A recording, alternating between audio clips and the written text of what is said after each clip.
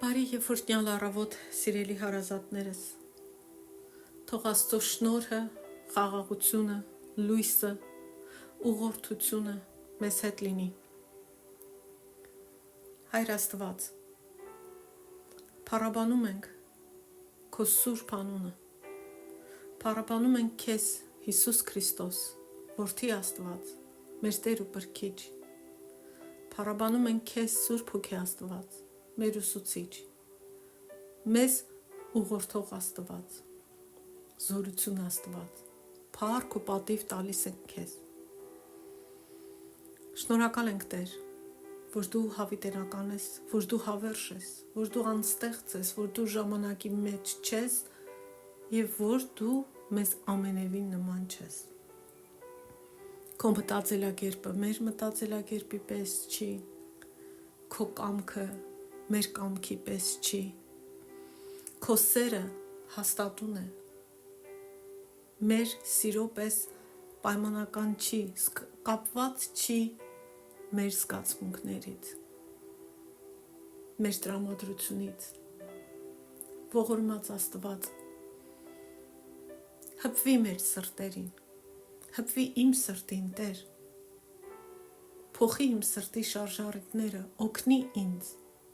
հաղթանակ տանել դրանում,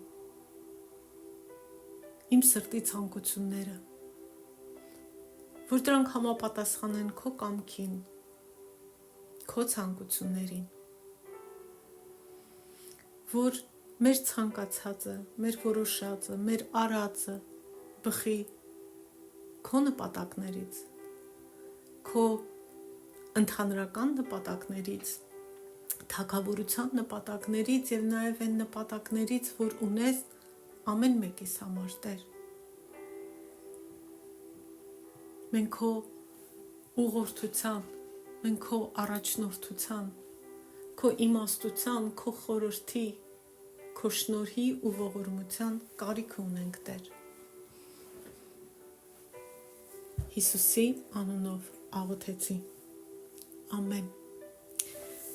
Հիմա անդրադառնանք Թոմաս Ջոնսոնի կռապաշտությունը դարերի մեղքը գրքի ընթերցանության ու մեկնաբանության շարունակությանը։ Մենք վերջին գլխում ենք 8-րդ գլխում եւ ըստ թեմաների անդրադառնում ենք հարց ու պատասխանին։ Այսօր խոսելու ենք սրտի մոդելի մասին։ Մաս 4. Սրտի մոդելը։ Առաջին հարցը։ Նկարագրեք սրտի մոդելի դիագրամի կառուցվածքը։ Մեսենջերյան խմբում ես այդ դասի ժամանակ նկարն ուղարկել էի, YouTube-յան խմբում էլ այդ վիդեոյի նկարը հենց սրտի մոդելն է, եթե նայեք կգտնեք։ Ցավոք սրտի YouTube-ում ես չգիտեմ դա ոնց որպես առանձին նկար դնեմ, բայց կարող եք գտնել, ու ես այսօր այս վիդեոն որ կիսեմ, նորից այդ նկարով կանեմ YouTube-յան վիդեոն, կներեք, շատ բարդացրեցի այդ պրիմիտիվ բանը։ Մոդելի վերևում մենք տեսում ենք, որ Աստված է, որ ներկայացնում է, որ Աստված գերիշխան է մեր կյանքի վրա։ Աստծուց ներքևում կա մի հատված, որը ներկայացնում է մեր հանգամանքները, որում մենք ապրում ենք, եւ Աստված վերահսկում է մեր հանգամանքները։ Այս հանգամանքները ազդում են մեզ վրա մեր ֆիզիկական զգայարանների միջոցով, բայց դրանք ի սկզբանե չեն պղծում մեզ, հանգամանքները մեզ չեն պղծում։ Սիրտը գտնվում է կենտրոնում, որտեղ մարդիկ մեկնաբանում, գնահատում եւ արձագանքում են իրենց հանգամանքներին։ Այս մոդելը ցույց է տալիս, թե ինչպես են Աստված, հանգամանքները եւ սիրտը փոխազդում իրար վրա ու իրար հետ, ձևավորելով մեր արձագանքները, հիմնված սրտի մեր արժեքների վրա։ Երկրորդ հարց. ամփոփենք սրտի ցանկությունների դերը։ Մեր սրտի ցանկությունները որոշում են, թե ինչ ենք մենք գնահատում, արժևորում, կարևորում եւ հետեւաբար ինչ եւ ում ենք մենք երկրպագում։ Բարի ցանկությունները, որոնք համահունչ են Աստծո կամքին, բերում են մեր մեջ աստվածահաճո արձագանքներ։ Մինչդեռ չափազանց ուժեղ ցանկությունները, որ մենք անվանում ենք տրփանք, տենչանք, փափագ, մեզ տանում են կուռքերի հետևից, ինչը հանգեցնում է մեղքի։ Համաձայն Հակոբոս նամակի 4 գլխի 1 խոսքի, այս հակասական ցանկությունները կարող են հանգեցնել գայթակղության և մեղավոր վարքագծի, այսինքն որ մեղք գործենք։ Կարդանք այդ հատվածը կրկին. որտեղից ձեր մեջ պատերազմներ ու որտեղից կռիվներ, չէ որ այստեղից են, ձեր ցանկություններից, որոնք կռիվ են տալիս ձեր անդամների մեջ։ Հաջորդ հարցը. բացատրեք հանգամանքներին արձագանքելու երկու հնարավոր ճանապարհները։ Մարդիկ կարող են արձագանքել իրենց հանգամանքներին կամ երկրպագելով Աստծուն, իրենց ցանկությունները համապատասխանեցնելով Աստծո կամքին և լավ պտուղ տալ, կամ կարող են ընտրել արձագանքել հանգամանքներին երկրպագելով կուռքերին, առաջնորդվելով ու մղված իրենց ցանկություններով, ինչը հանգեցնում է մեղքի, վատ պտուղի։ Եվ խոսքը սովորական ցանկությունների մասին չի, այլ այս ուժեղ ցանկությունների մասին։ Աստծուն երկրպագելիս մարդիկ ձգտում են բարգավաճել իրենց հանգամանքներում, համբերության միջոցով և Աստծուն վստահելու միջոցով։ Կուռքերին երկրպագելիս մարդիկ փորձում են մանիպուլյացիայի ենթարկել կամ փոխել իրենց հանգամանքները, ձեռք բերելու իրենց ցանկությունները,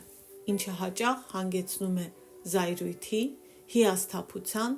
և մեղավոր արարքների, վատ պտուղների։ Հաջորդ հարցը. ինչ է սրտի գանձը, որի մասին խոսում է Հիսուսը, և որն է այդ սրտի գանձի կարևորությունը սրտի մոդելում։ Գանձը մի բան է, որը մարդը խորապես գնահատում է։ Այդ գանձը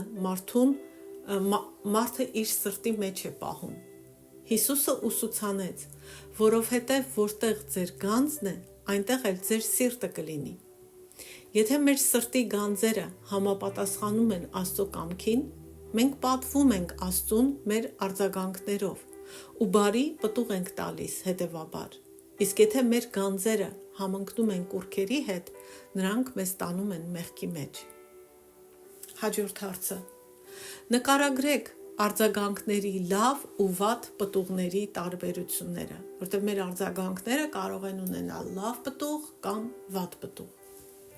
Աստծուն երկրպագելը բերում է լավ պտուղների, ինչպիսիք են սերը, ուրախությունը, համբերությունը,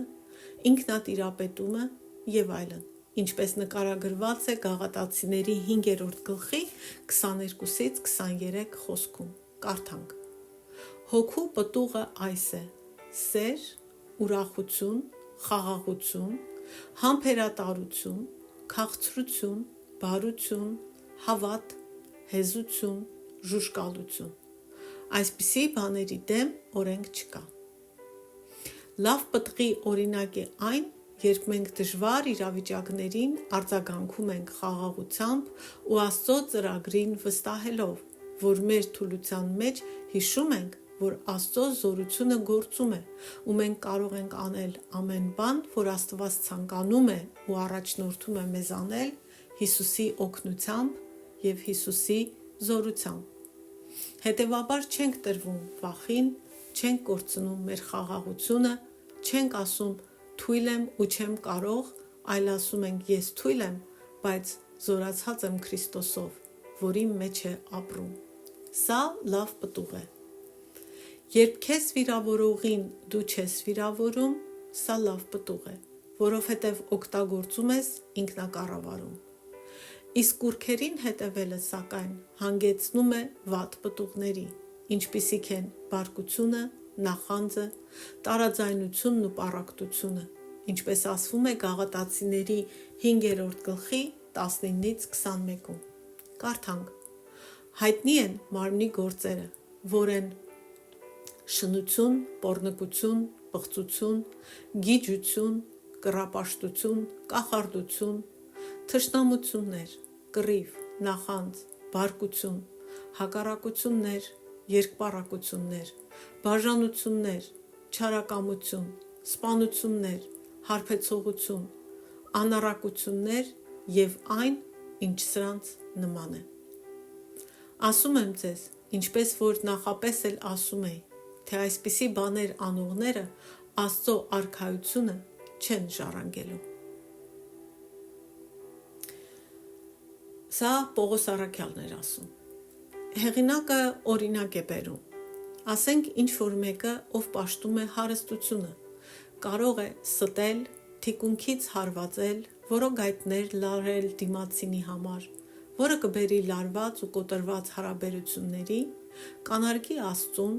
ու այդ մարդը մեղք կգործի և նաև հարաբերությունը Աստծո հետ կխզվի։ Սա վատ պտուղներ են։ Երբ համբերել չես ուզում, դա էլ վատ պտուղ է, որտև Աստված ցանկանում է, որ մենք համբերող լինենք ու համբերելու ընթացքում չարիք չգործենք ու բարիք անենք ու վստահենք Իրեն։ Երբ սա անում ենք, սա էլ բարի պտուղ է։ Հիմա անդրադառնանք այդ սրտի մոդելի դասի ժամանակ տրված սցենարին, նախ հիշենք այդ սցենարը ու հետո պատասխանենք հարցերին։ Թոմը ստրես է տանում աշխատանքի վայրում։ Թոմը աշխատանքի վայրում հաճախ իրեն թերագնահատված է զգում։ Վերջերս Թոմը մտածում էր իր գործընկերների կողմից ավելի մեծ ճանաչում և հիացմունք ձեռք բերելու ուղիների մասին, նույնիսկ եթե դա նշանակում է կոմպրոմիսի գնալ իր որոշակի արժեքների հետ։ Թոմը հասկանում է, որ առաջնահերթություն է ցանկանում տալ իր հեղինակությանը, իր ճանաչում ունենալու ցանկությանը, քան թե իր քրիստոնեական հավատքին, և Թոմը դառնում է ավելի հիասթափված և նախանձում է մյուս գործընկերներին, ովքեր գովասանքի են արժանանում։ Առաջին հարց. հիմնվելով սրտի մոդելի դիագրամի վրա, ինչպես կարող է Թոմի գովասանքի ճանաչված լինելու ցանկությունը ազդել նրա երկրպագության վրա և այդ իրավիճակում իր արձագանքի վրա։ Կներեք։ Պատասխան. ճանաչված լինելու, ընդունված և գնահատված լինելու Թոմի ցանկությունը կուռք է դարձել նրա սրտում, և դա շեղում է Թոմի ուշադրությունը, ու փոխարենը Թոմը իր ֆոկուսը, իր ուշադրությունը Աստծուն երկրպագելու վրա լինելու փոխարեն ու Աստծուն ծառայելու փոխարեն Թոմի ուշադրությունը իր վրա է, և Թոմը փնտրում է ուրիշների կողմից ուշադրություն ստանալ և ուրիշների կողմից ընդունվել ու գնահատվել։ Արդյունքում Թոմի պատասխանները, արձագանքները այս իրավիճակում առաջնորդված են նախանձով և հիասթափությամբ, արտացոլելով կռապաշտության չար պտուղները, այլ ոչ թե աստվածապաշտության աստվածահաճո լավ ու բարի պտուղները։ Երկրորդ հարցը. ինչ քայլեր կարող է Թոմը ձեռնարկել, որպեսզի վերադասավորի իր ցանկությունները Աստծուն երկրպագելու և իր արձագանքով լավ պտուղ իր կյանք բերելու համար։ Թոմը կարող է սկսել խոստովանելով Աստծուն, որ գնահատված, ընդունված ու ճանաչված լինելը աշխատանքի վայրում կուռք է դարձել իր կյանքում, և խնդրի Աստծուն, որ օգնի իրեն փոխել իր ֆոկուսը, իր ուշադրությունը։ Հիշենք, առանց Աստծո չենք կարող ազատվել դրանցից ու փոխել մեր ընթացքը։ Թոմը կարող է ու պետք է կարդա ու խորհի, մտածի աստվածաշնչյան խոսքերի ու խոստումների մասին, որտեղ խոսվում է այն մասին, որ Հիսուս Քրիստոսով մենք ընդունված ենք Աստծո ընտանիքի մեջ։ Հռոմեացիներ նամակի 15-րդ գլխի 7-րդ խոսքում Պողոս առաքյալն ասում է. դրա համար միմյանց ընդունեք, ինչպես որ Քրիստոսը ձեզ ընդունեց Աստծո փառքի համար։ Եվ նաև մտածել ու հասկանալ, որ ավելի լավ է հաճոյանալ Աստծուն, քան թե մարդկանց։ Աստծո գնահատականը ավելի կարևոր է, ու եթե այդպես մտածենք ու հավատանք, ապա մեր գործի տեղը մենք հավատարմությամբ ու լավ կաշխատենք կամ մեր ծառայությունների մեջ, անկախ նրանց մեզ ընդունում են ու գնահատում են, թե ոչ, որտև մեր հայտնված իրավիճակում այդպես վարվելով մենք ծառայում ենք Աստծուն և վստահում Նրան։ Գաղատացիների առաջին գլխի 10-րդ խոսքում ասվում է. «Արդիմա մարդկանց եմ ձգտում, թե Աստծուն, կամ ուզում եմ մարդկանց հաճելի լինել։ Եթե տակավին մարդկանց հաճելի լինի, Քրիստոսի ծառա չէի լինի»։ Եվ ամեն օր Թոմը ժամանակ պիտի հատկացնի խորհելու այն մասին, թե ինչ է Աստված մտածում իր մասին, մեր մասին, որ գրված է Աստվածաշնչում, և հավատա Աստծո ասածին և ոչ թե իր կարծիքին։ Թոմը կարիք ունի նաև շնորհակալություն ասել Աստծուն ամեն օր իր աշխատանքի համար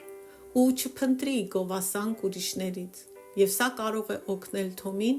կենտրոնանալ Աստծուն ծառայելու վրա այն հանգամանքներում, որին առերեսվում է։ Վերջին հարցը. ինչպես կարող է Թոմը իր սրտի գանձերը ճանաչելով հասկանալ իր հիասթափության արմատը և օգնի, որ ինքը Աստծուն պատվող որոշումներ կայացնի։ Պատասխան. Եթե Թոմը հասկանա, որ ինքը գնահատում է ուրիշների հիացմունքը իր հանդեպ և դա իր սրտի գանձն է դարձել, դա կարող է օգնել Թոմին տեսնել իր հիասթափության արմատը։ Երբ Թոմը գիտակցի, որ ավելի շատ է գնահատում ու կարևորում ուրիշների կարծիքը, քան Աստծունը, նա կարող է միտումնավոր ընտրել Աստծո տեսակետը ավելի գնահատելը ու կարևորելը, քան թե ուրիշներինը։ Միտումնավոր, հասկանալով ասել ինքդ քեզ, որ Աստծո կարծիքը, Աստծո գնահատականը ավելի կարևոր է,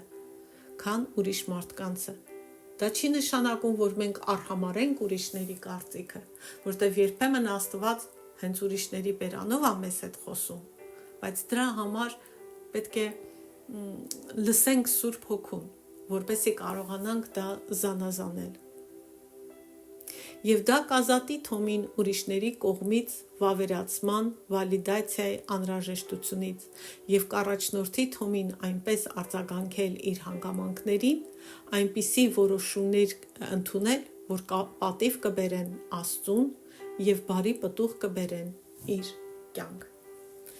Ես կարծեմ երեկվա դասի մեջ էլ ասեցի նույն բանը։ Այս սցենարները, որ կարդում ենք, նրա համար չի, որ մենք քննենք, թե Թոմը ինչ պիտի անի, այլ ամեն մեկս քննենք մեր հանգամանքները։ Եվ մեր հանգամանքները փոփոխվում են, այսօր մենք կարող ենք լինել մի իրավիճակում, վաղը մեկ ուրիշ, յուրաքանչյուր հանգամանքում նայենք, տեսնենք ինչ վիճակում է մեր սիրտը։ Սա հեշտ է անել, ոչ։ Հնարավոր է անել, այո, բայց ոչ մենակ, Աստծո հետ, որովհետև անգամ մենք մեր հանդեպ կարող ենք շատ կամ թեթևակի նայել, չխորանալ, որպեսզի ինքներս մեզ ցավ չպատճառենք, կամ էլ կարող ենք շատ շատ ոնց որ խստությամբ վերաբերվենք ինքներս մեզ։ Եվ Աստված է մեր սրտեր ստուգողը, Աստված գիտի ավելին, քան մենք